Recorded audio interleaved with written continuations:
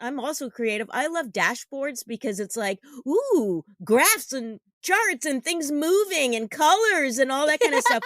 So if you can get your data in somewhere, like if you're using like QuickBooks or something else, and you can output it as some sort of, cool graphic, it's Yeah. fun to look at, and it's actually easier to digest that information, and you can make some quick decisions just looking at it.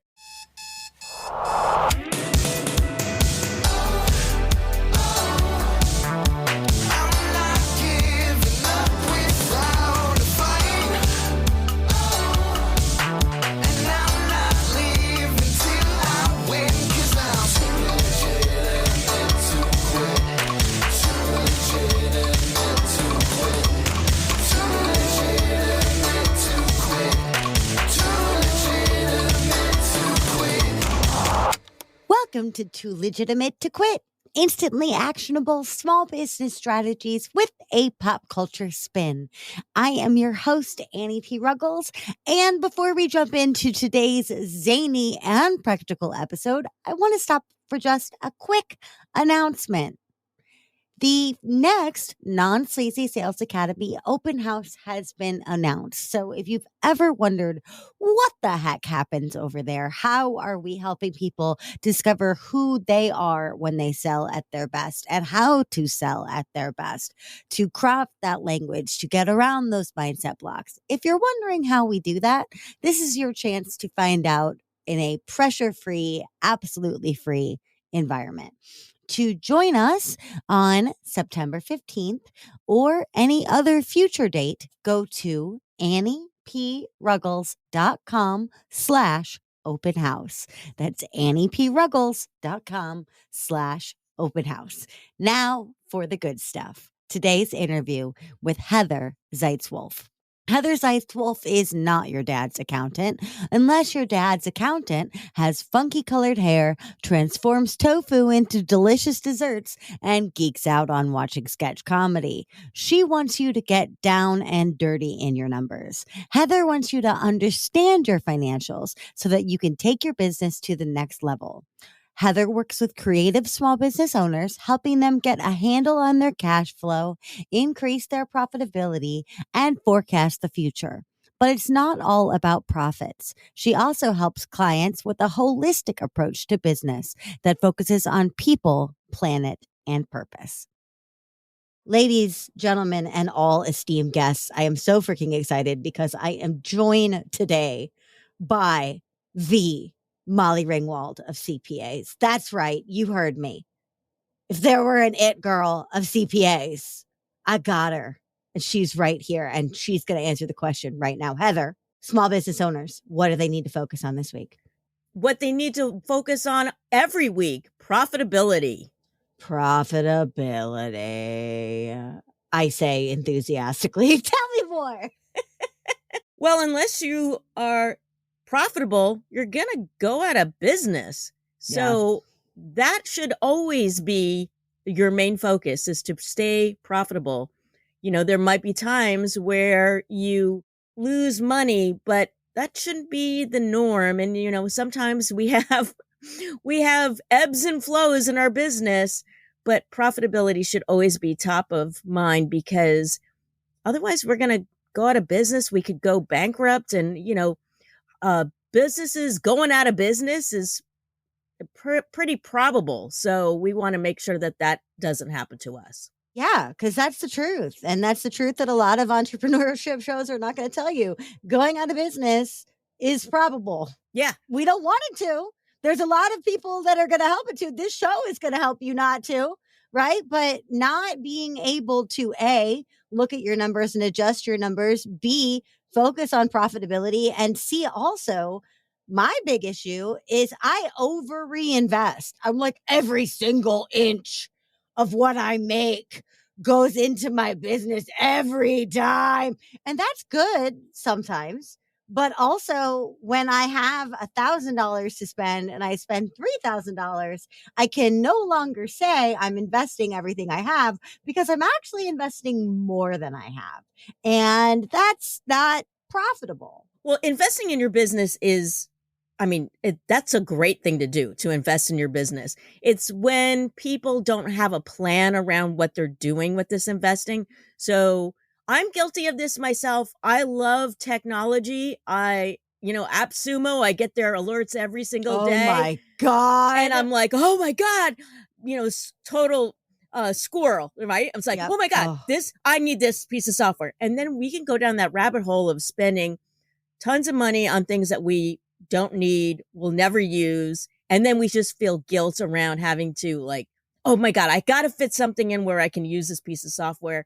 And then you waste time on it. I'm talking about myself. you're also talking about me. I mean, AppSumo is my Amazon. I haven't bought anything off Amazon in forever, but I'm just like you. I get those AppSumo emails and I am just there and I have a lifetime purchase before I even know what's happening. I'm like, whoa, where'd that go? I don't know. Awesome. Right. But I feel like we need to have AppSumo sponsor my podcast, and B, somebody among us needs to offer some kind of like AppSumo rehab.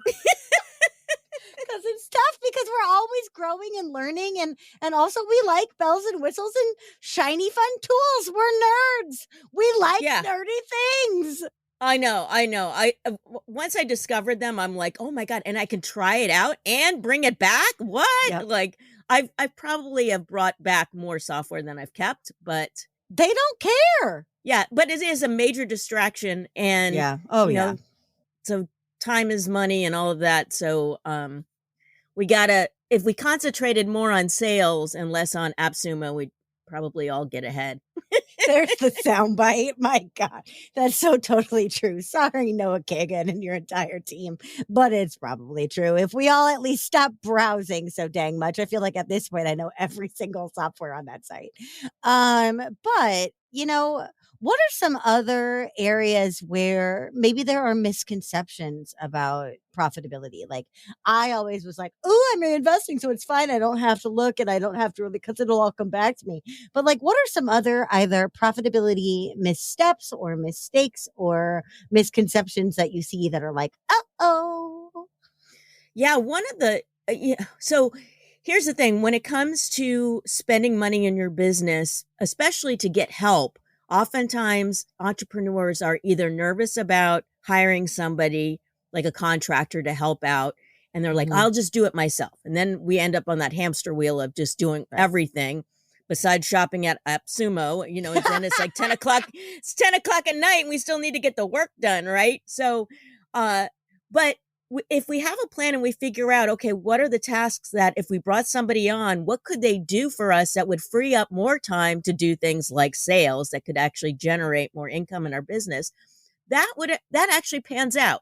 So, but if you're going to have somebody help you in your business, you need to be very organized about it, and not be like, oh crap, I don't know what they're going to even work on after I hire them. Like, have a plan, be prepared, put some processes in place and hire that person, and that'll free up your time. So that is money well spent when you do it that way.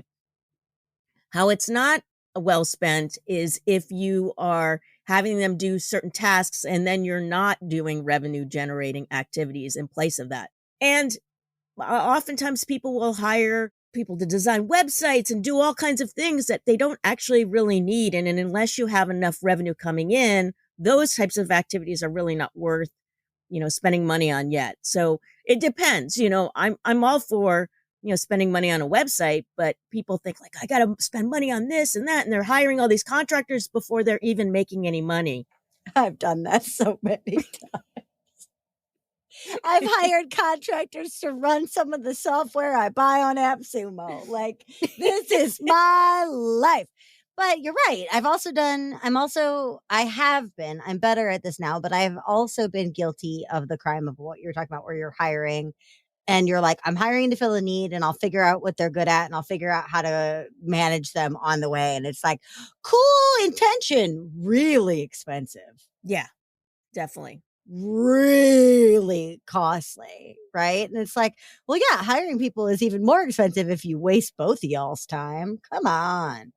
Exactly. Oh, Exactly. yeah, I've definitely done that. And I love that you brought up RGAs. You call them revenue generating activities. I call them MMAs, money making activities. Oh, okay. And it's funny to me that almost as like a procrastination tool, and I know I cannot be alone in this, I will convince myself that things are RGAs or MMAs that really aren't. Or they're like so tangential that I'm like, but this will turn into money eventually. And it's like, nah, nah, nah, nah, nah. Stop with the lesser categories of money making activities. So when I'm talking about money making activities or revenue generating activities, I'm talking about the stuff that is 1 or 2 inches away from the prospect's face, Ooh, right? yeah, I Like like that. they are aware of you. They are aware of what you offer. You are marketing to the people that know what you're about and are ready to make a decision in the next month. Those are what I call the MMAs. What do you or how do you define an RGA, a revenue generating activity, so that we know, are we doing RGAs or not? Yeah. So, I mean, there's two ways of looking at it. So, one is, are you actually bringing in revenue by that activity? So, are they buying something, or are you giving them some sort of service that they're paying you for? So, in that, with the great so okay, so now I'm thinking ahead. So, one of the great things about revenue generating activities is that you don't necessarily have to do it either. You can actually hire somebody to be doing those things, and they could be making, doing the activities that does bring in the money for you, so that you can do some other like higher level money generating activities, which would be speaking in public, or being on a sales call with somebody, doing a discovery session, or some other thing that's, like you said, is going to bring them into your sphere. So it is talking to someone that's a prospect that you can bring in, or it's an activity that you're doing with a current client. Well, because there's an ask involved in it. The ask is either go deeper in my marketing or deeper in my funnel or click a buy button and pay me. Yeah. Right. Yeah. And it's Yeah. like, if there isn't a call to action and there isn't a buy button, it's probably not an MMA Yeah. slash RGA. Yeah. See how smart you are? Although you can go speak on a stage, and so that people become aware of you, and Yeah. you're visible and all of that. Hopefully you could get either a chance to maybe promote yourself a little bit, or, sometimes you can sell from the stage, but that's not typical. Work that back a room, y'all. That's one thing about growing up as a speaker's kid and a decorated Hall of Fame speaker's kid. Ooh. I was raised that one does not sell from the stage. And I never saw my mom sell from the stage. I'm telling y'all, the hustle is in the back of the room. The money is made in the back of the room. If you get off a stage and you immediately go back to your hotel room, you just lost yourself money. Oh, yeah, yeah, yeah. Well, You know, it I think selling from the stage is more, I'm not talking about like a sales pitch per se. Oh, no, no, I know what you mean. There are classy, good ways to do it. Yeah, yeah, there's some classier ways.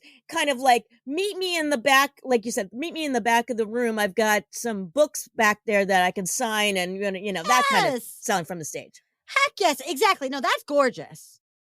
Make your money, especially because most of the people are on the stage that they either paid to be on in the first place, or they're being not paid or underpaid to stand on. Then yeah, go make your money. Right. But I just see so many times it's like the sin of expo tables where people spend all this money to exhibit at something, and then they just let all the materials on their table talk for them, and they sit there on their tablet. And like, I'm an introvert as hell. Like, I have had a very extrovert day. After this, I'm not talking for the rest of the night. My husband knows that. My cats know that. No one is expecting me to extrovert anymore today. But at the same point, if I'm going to a extroversion required event, I need to show up and perform a little. I need to dance monkey a little bit, because otherwise I'm losing my opportunities, right? And I just see so many people kneecap themselves because they're like, cool, I'm done. Table set up. I am at the expo. I am finished. I got on stage. I did the speech. Now I go to lunch with my friends. And it's like, you better not. You better continue to show up, because that's just a form of sales avoidance. You know you're at the finish line. Make your frickin' money. Well, and also they're not thinking about it in a profitable way, right? So if Yeah. you're thinking, I gotta do this event and make a profit, okay, you Yeah. got to pay for. Oftentimes, when you go to some place to speak, you may get in for free. You may have paid to speak, and then you paid for your airline tickets, your hotel. So to make it profitable, you're going to have to, get out there and hustle a little bit. Sometimes you got to hustle a little bit. Of course you do, because you're working. That's the thing. When you're speaking, you're working. That's your job. Your job's supposed to make you some money. All of us would love to be on stages just for our health and for shits and giggles. But those of us who are on that stage have some kind of professional outcome attached. Therefore, wouldn't it be great if it was also going to make us some money? Like, come on. Exactly. Oh, all right. But I keep saying the M word. And I know at this point, I've said it so many times in a row, some of the listeners might be getting a little itchy. So, Okay. Queen Gorgeousness of CPAs, what is your take on why so many people who work so hard and know they work so hard and have such big dreams and such big goals and such big hearts and are such massive engines of productivity, even them, why do we have such a hard time wrapping our head around earning, making, spending, saving, growing money? Yeah.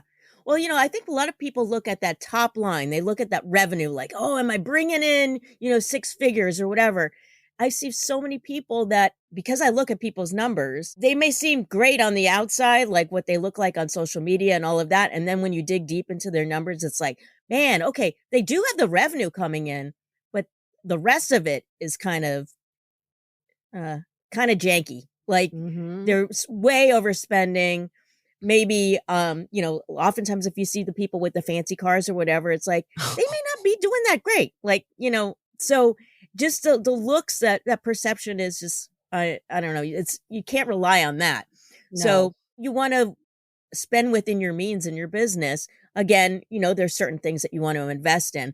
But as far as, what you're talking about, I think a lot of it just comes from this avoidance of not wanting to look, or maybe it's boring or it's not as sexy as the marketing aspect of it.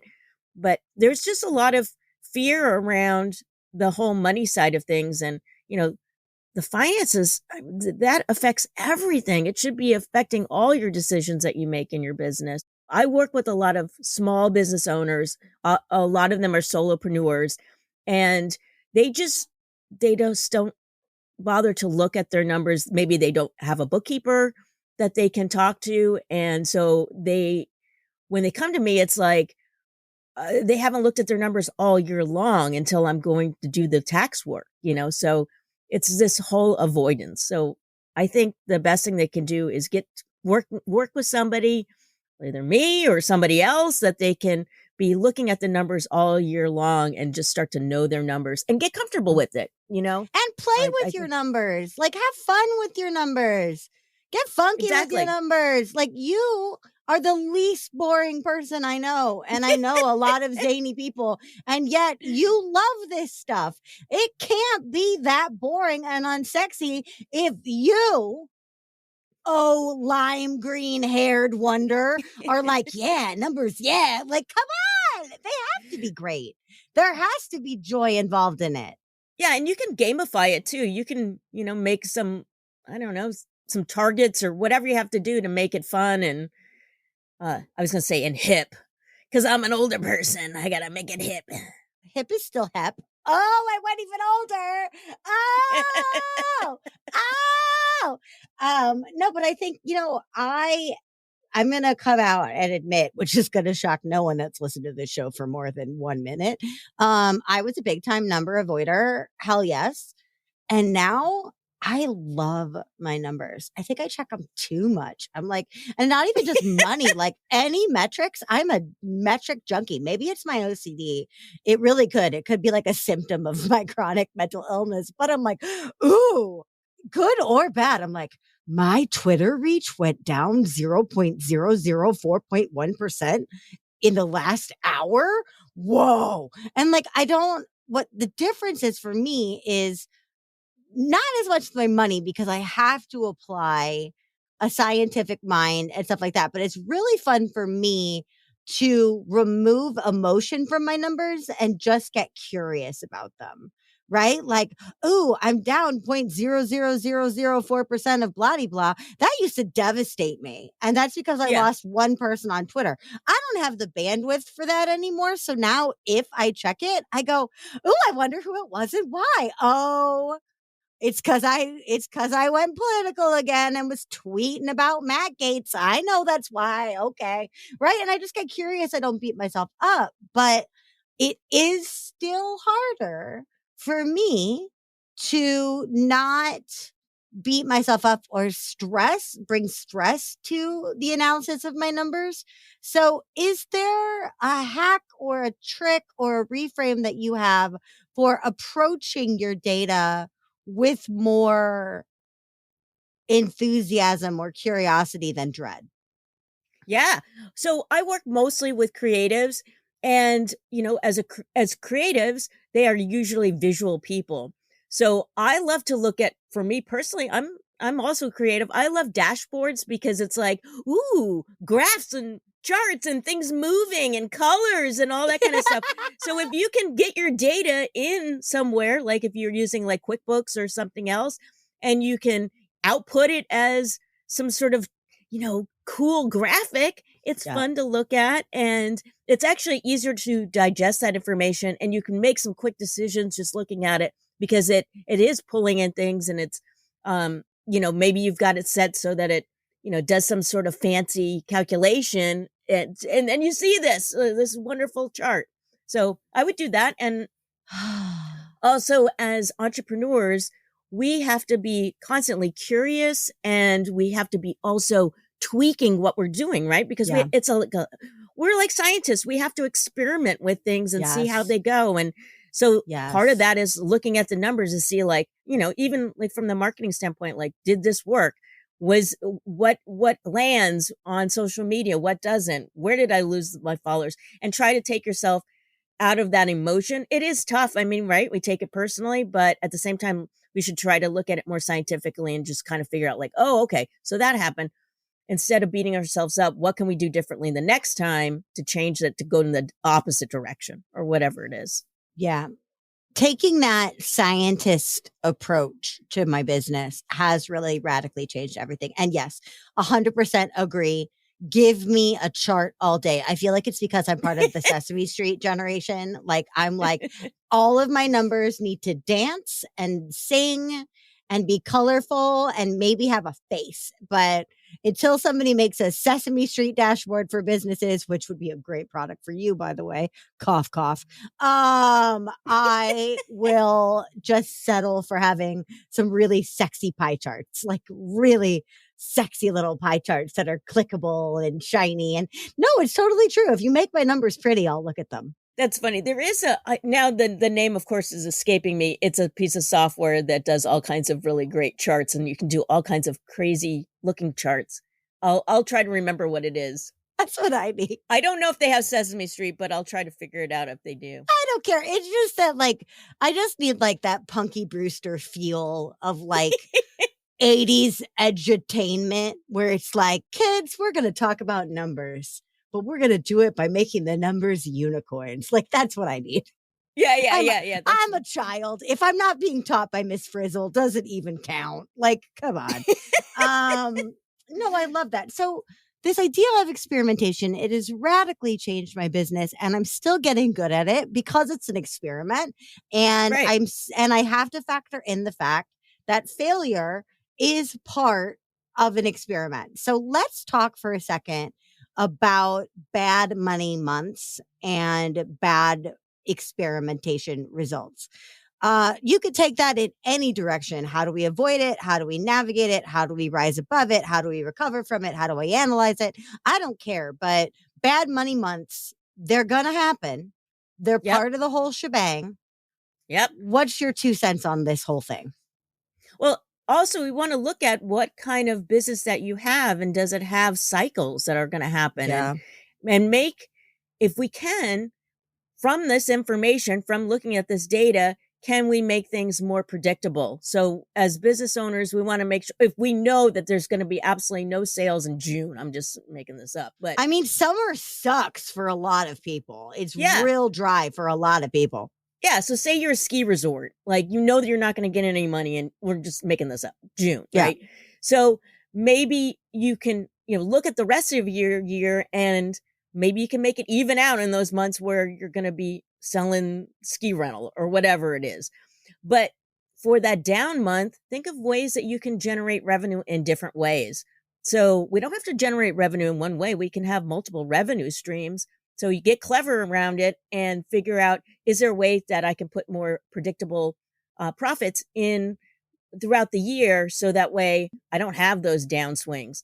So to answer your question though about you were saying like how you look at this and all that, once you have your books kept and they're kept up to date, then you can run reports and look at like year over year, month over month, quarter over quarter. And then you can start seeing trends. So once you're in business for a few years and you've got all that data, data is magic. I mean, yeah, data is freaking magic.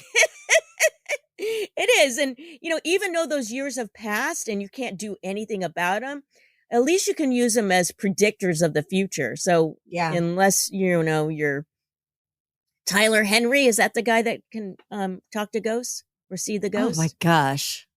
Oh, I think that's his name. The young guy. Okay. That's his name. Anyways. His name is Tyler Henry as of this episode. And if that's not your name, change it. So unless you're him, you can't see the future and all of that or Nostradamus or whoever you want to say that you are. We got to use the past as a predictor of the future. And then also, if you have a plan, like I love people to have plans, what they're going to do, a profit plan, then you can take that profit plan and overlay it with what happened in the past. And then magic, again, the data magic appears, and that's called a forecast, right? We would love to be able to forecast. Right? At least then you know when you need to be stressed. Dang. And then you don't just have to be stressed all the time. And the other cycle that I think is so important, because yes, historically for me, we are recording on August 4th. This will come out closer to fall or in early fall.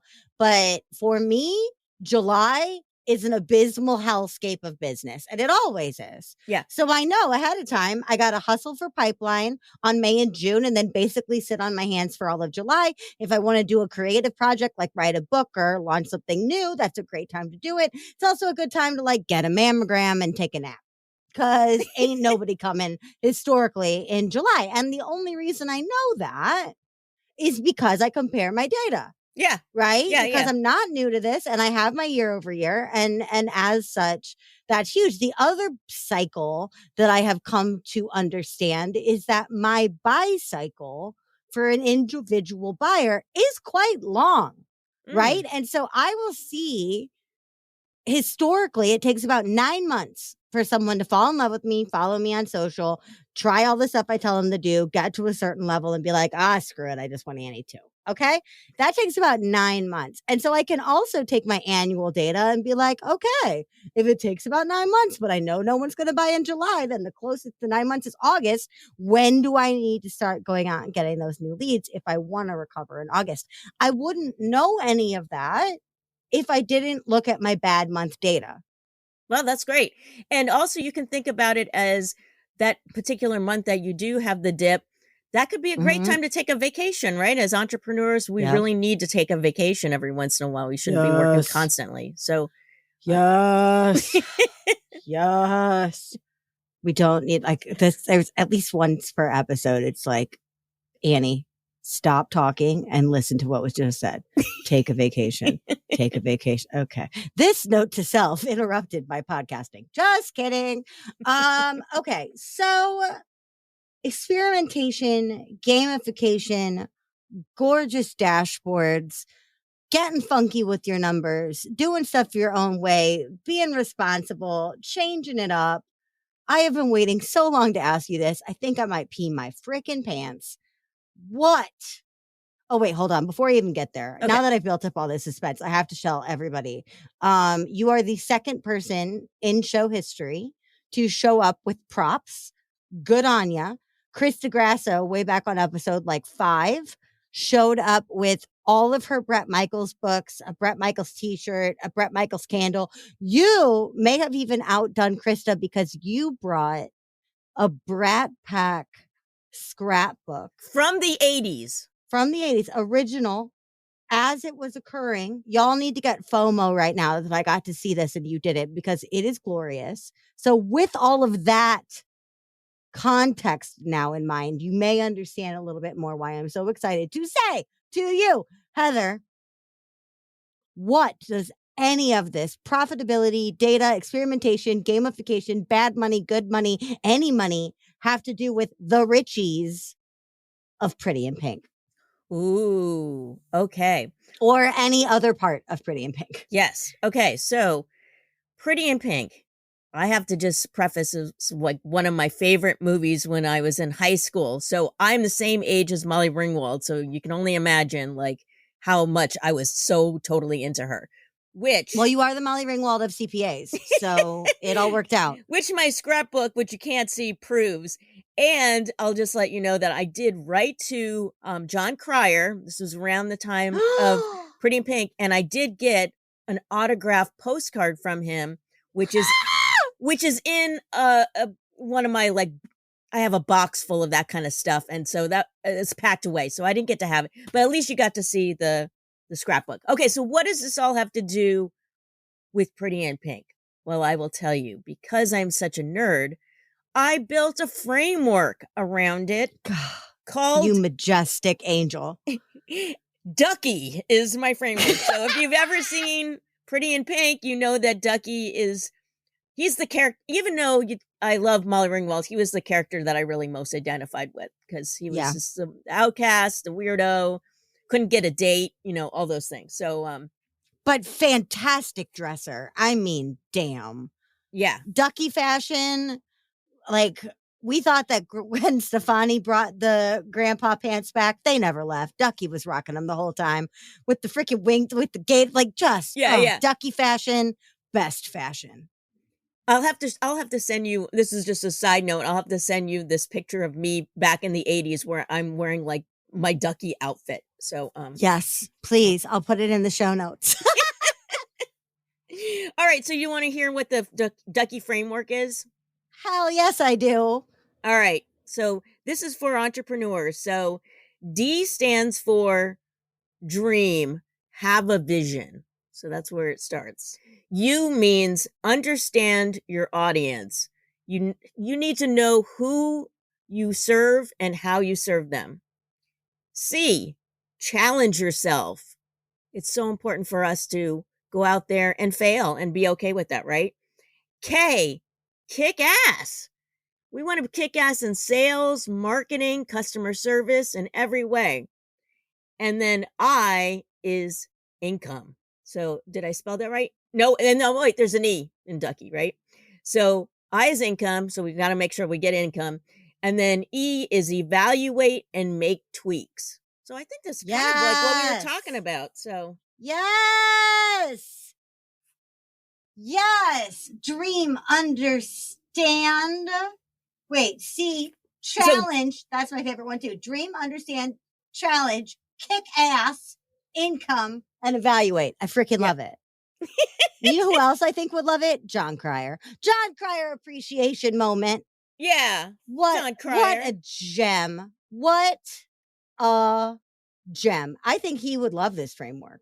Yeah, probably. I think he would be really, really touched that you made a D.U.C.K.I.E framework. Yeah, I think he actually studied science or something. It's in my scrapbook. I'll have to go back and look and what his he went to like some kind of special science high school or something. It's in here somewhere. Of course he did. Of course he did. All that D.U.C.K.I.E angst didn't come from nowhere. He's a good actor, but that was raw. Like, oh yeah, let's see. Well, I'll look it up later. I don't want to take up time. We know raw, unfiltered nerd angst when we see it. We've lived it. So Jon Cryer gets us, and I think would really appreciate this framework. Now, oh yeah, here it is on the Jon Cryer page that I've got over here. Yes. Yeah. Oh yes. Okay. Well, so now, yeah, we'll know if he went to some magnet science-y school, but like also, of course he did. But I love that we talked about evaluating, we talked about income, and I just love the idea of kicking ass, but working backwards through the ducky, which is a phrase I Okay. never thought I would get the honor to say. I just really am jazzed that you included the C, which is challenge yourself, because I see when we were talking about like rough months and failure and all these other things, a lot of people that I know see challenging themselves, meaning that they're having hardships, right? If I'm going to Oh, challenge myself, it's going to fix a problem. And I'm like, no, you got to still be growing for fun's sake, at least. Like, yeah. right? But I think also this show tries to do its best to dismantle the gloss of entrepreneurship, which is that beach mentality of, work for 15 minutes a week, make $1 billion and be worshiped and waved with palm fronds by, next Tuesday, which is such utter bullshit. But because it's such utter bullshit, but it's still like so prevalent in the way that online business or digital marketing or entrepreneurship is talked about, then people are like, well, it's not supposed to be challenging. I'm supposed to never work a day in my life. And it's like, ha ha ha. Not only are you supposed to be challenged, you're supposed to challenge yourself. You're supposed to up your game. We don't have a manager anymore. If we had a Right. manager, they would be putting challenges and goals and numbers on us. We freaking don't. So if we're not going to challenge ourselves, we're going to atrophy. So I'm just so freaking jazzed that in this entire beautiful framework, you included that piece, because I think that is really critical to divide aspirational solopreneurs from people that are actual businesses and are ready to grow and make freaking money. Well, and also comfort, we can get we atrophy, I think, in comfort, right? So we need to be able to go out there. Comfort could have been the C, but no, I like challenge, because Challenge. I was, I had a person on my podcast. We were talking about video, and we were talking about short form video. And I was like, man, I need to go out there and do more short form video.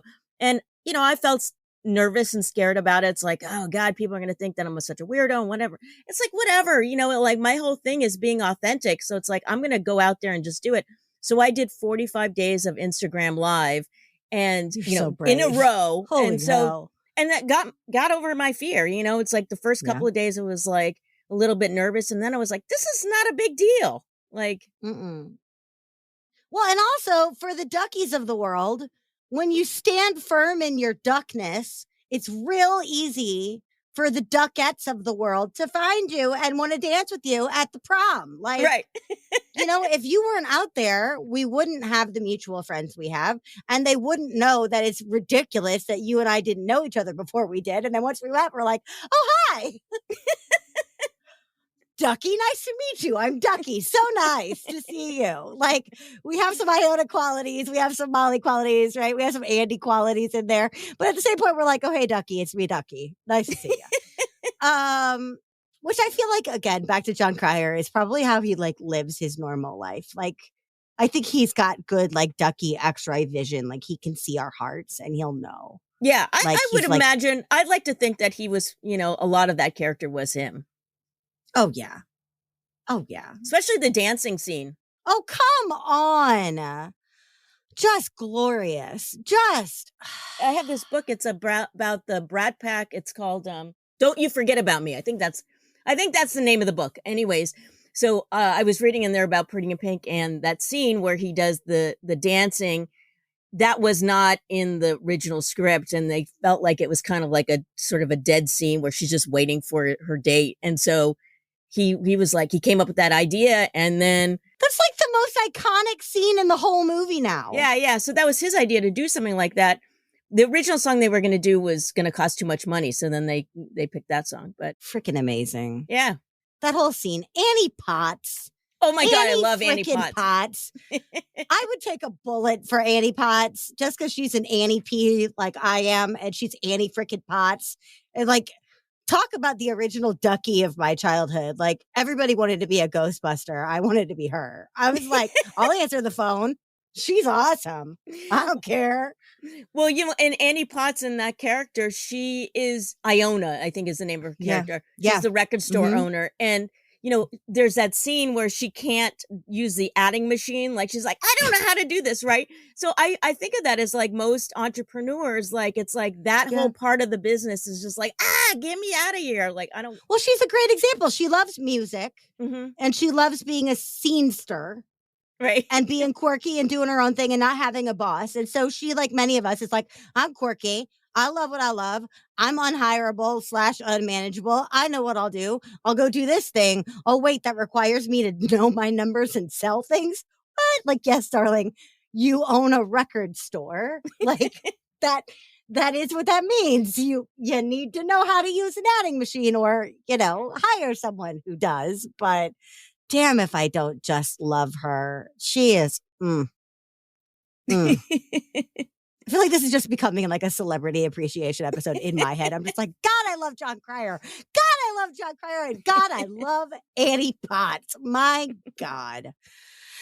Okay, so a lot of Pretty in Pink is about the haves and the have-nots. And I think there's also some challenge lesson in there too, because we have Steph, the villain. Steph, who just has everything handed to him. And then we have Blaine, the appliance human. Yeah. And that was he ad-libbed that line too. So that's pretty funny. Oh my God. Such a good line. Yeah. It's not a name. It's an appliance. Yeah, it is. It totally is. But Blaine tries more and dabbles at challenge and then finds challenge scary and stops for like a whole movie until he grows his balls back at the end. Right. But Steph is privilege personified in more ways than one. And we find out, spoilers for a movie that came out in the 80s, we find out at the end, very shockingly to Blaine, that Steph is just butthurt the whole time because Andy doesn't like him and didn't want to go on a date with him. Ooh. But that's so true of this like entitled idea of everything is supposed to come naturally to me and easily to me because I'm doing this my own way and I'm showing up authentically. And isn't it nice to be me? And the second he's confronted with a challenge, it becomes his enemy. Like he's such a perfect example. Steph could not work the D.U.C.K.I.E method.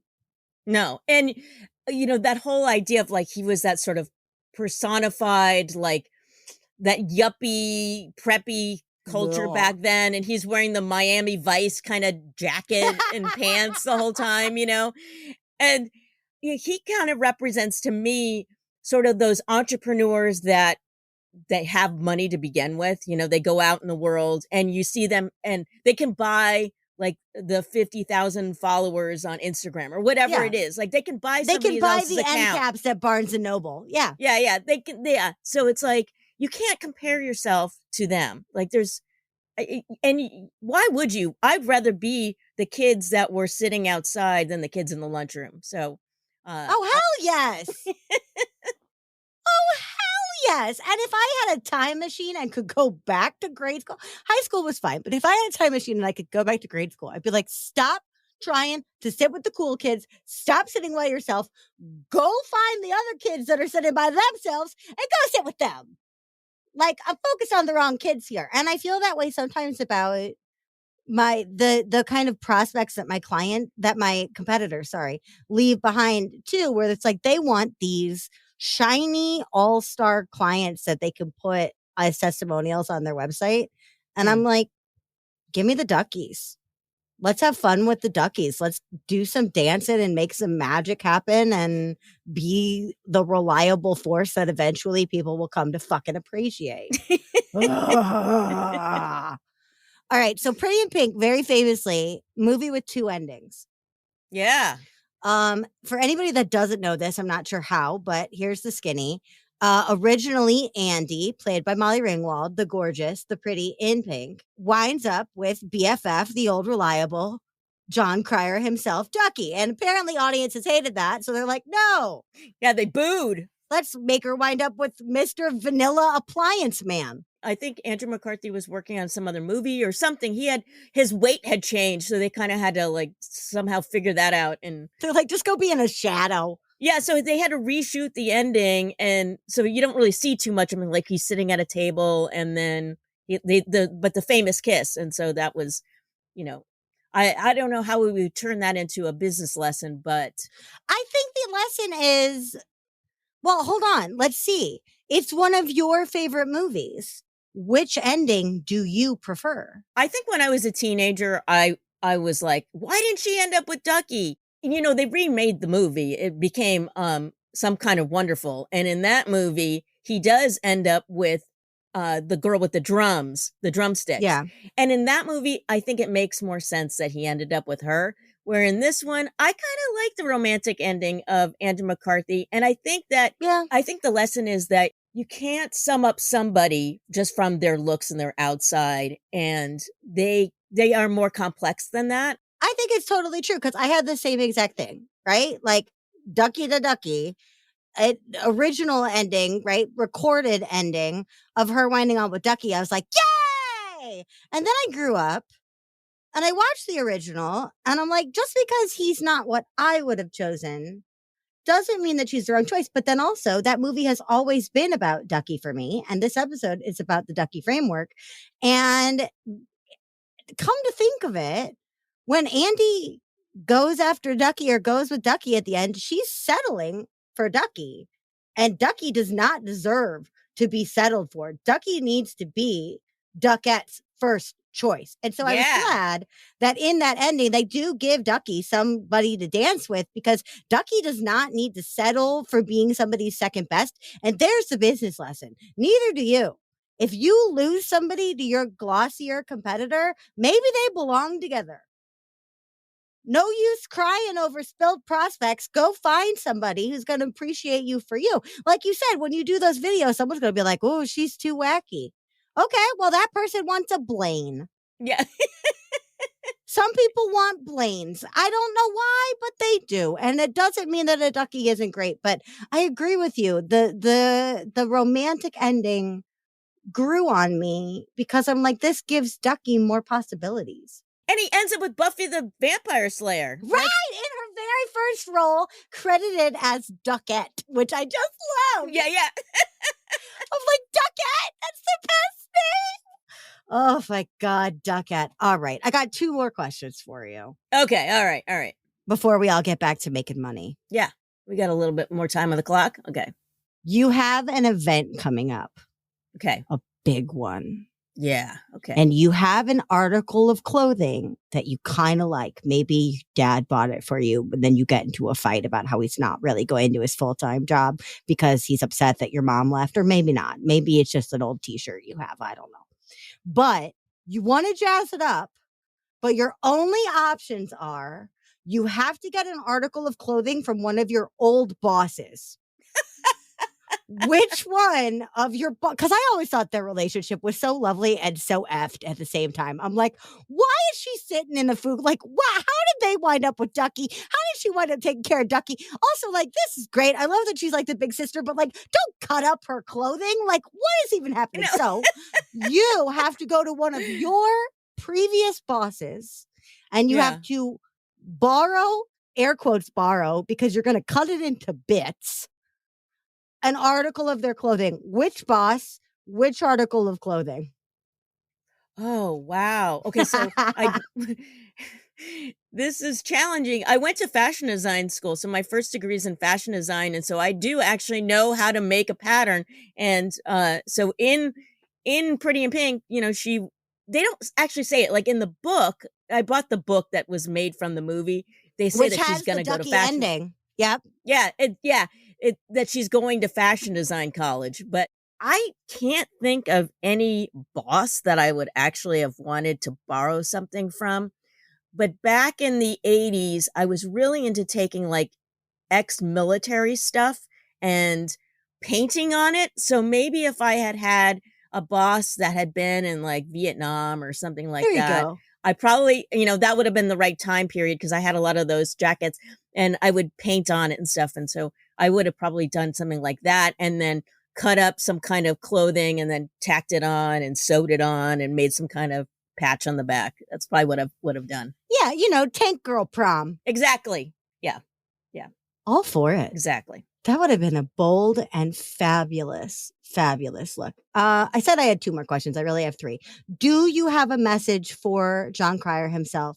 about the inspiration of the Ducky framework or anything you'd like to say to Jon Cryer.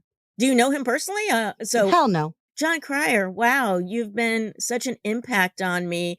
I'm sorry, but I've never actually seen that show with Charlie Sheen. I've never watched that. Jon Cryer, if you're listening, please DM me what you think of the Ducky framework. There you go. And I can't think of the name of that show right now either, John, but that doesn't mean we don't love him. It's like Two Heads and a Baby or Two Guys and a Baby. 2.5 Men. 2.5 Men. We got there. We got there. We got there. And no, I don't know him personally. You just never know who knows somebody who knows somebody who knows somebody. And he seems like an accessible sort of dude. Jon Cryer, we love you. Molly, we love you too. Yes. But I feel like more of my childhood was shaped by Annie Potts and Jon Cryer, and I am grateful. Yeah, I think so for too. that. For me too. Yeah. If someone needs you to shape their numbers, see what I did there? Ooh. So they don't Jon Cryer over them. Oh! And wind up living in a pot. All right, I lost it. I lost it. What is the best way for our listeners to start a conversation with you? Yeah. Oh, well, I'm sure you're going to have some links in the show notes. But hell yes. So my podcast is called Get the Balance Right. So it is for entrepreneurs, creative entrepreneurs. So you can listen to the show. I would love for you to do that. But the best way to find me is on Linktree. So if you go to Get the Balance Right, find me on Linktree. You can find links to, I have free workshops. I've got a business called Zeitzwolfe Accounting, which is a little bit harder to figure out how to spell that. But if you go on Instagram and you search vegan CPA, I will definitely come up. So at Zeitzwolfe at Instagram, or just search vegan CPA and you'll find me. Well, and Zeitzwolfe is a gorgeous name, and B, totally phonetic. Just throw an E on that thing and you'll figure it out. But vegan CPA can't be easier than that. And yes, I can't wait to be on your podcast and bring a little bit of my zany your way. It has been such a freaking delight to have you here, Heather. I have been looking forward to this interview for such a long time, and you did not disappoint. So let's say it again. The Ducky framework is dream, understand your audience, challenge yourself, kick ass, income, and evaluate. And make tweaks. It's all an experiment. Get funky with your data. And I feel like we're just going to have a dance party as part of this week's homework. So this was just so cozy and wonderful for my soul, just like a John Hughes movie. Thank you so much for being my guest today, Heather. Oh, thank you so much. It's been so great. And I always say, get radical with your numbers. Ooh, get radical with your numbers. Well, let's do it. Let's absolutely do it. Go and engage with Heather's stuff. Let's get radical with our numbers, and let's do it with Ducky-esque aplomb. Do it for Jon Cryer. Do it for Annie Potts. Everybody, I will be back in just a second with my final thought and your homework for this week.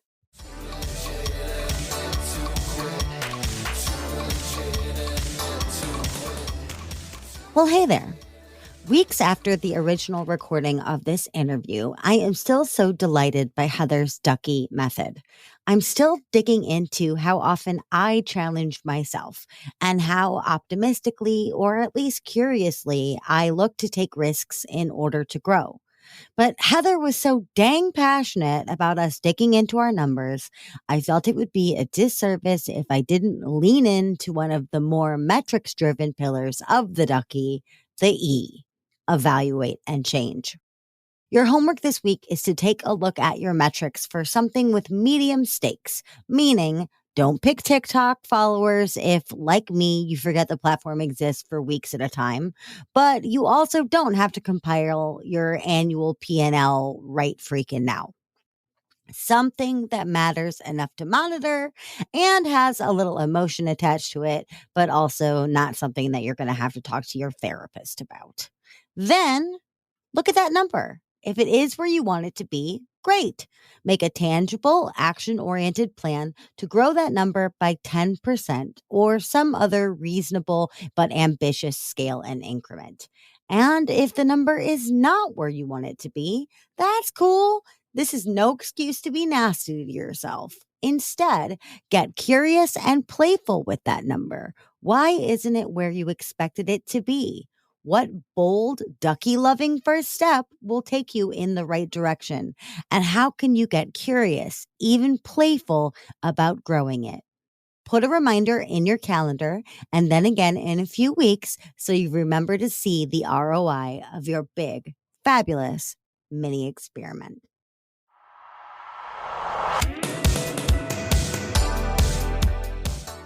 Hey, thanks for listening.